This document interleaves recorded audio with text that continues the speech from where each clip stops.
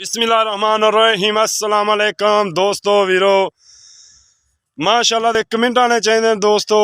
मेरा बहुत प्यारा भाई है, भाईजान है चौधरी नदीम लाहौर तो जी। ये अल्लाह पाक उन्हें नसीबा च करे जी। ये मझ सुबह मैं चोई है, चो के पास करके मैं लोड कराने लग्या माशाल्लाह। चौधरी नदीम लाहौर तो जी उन्होंने माशाल्लाह उन्होंने गिफ्ट कर रहे हैं असी जी। अल्लाह पाक उन्होंने नसीबा च करे, लोड करा रहे हैं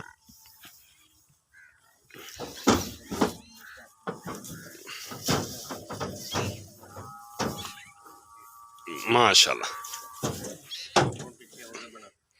बन गई के वाह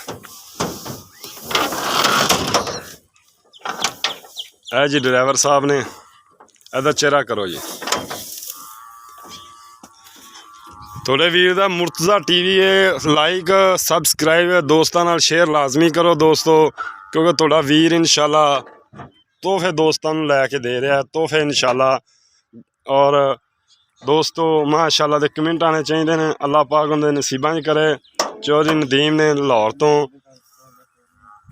ये उन्होंने जी खरीदी है।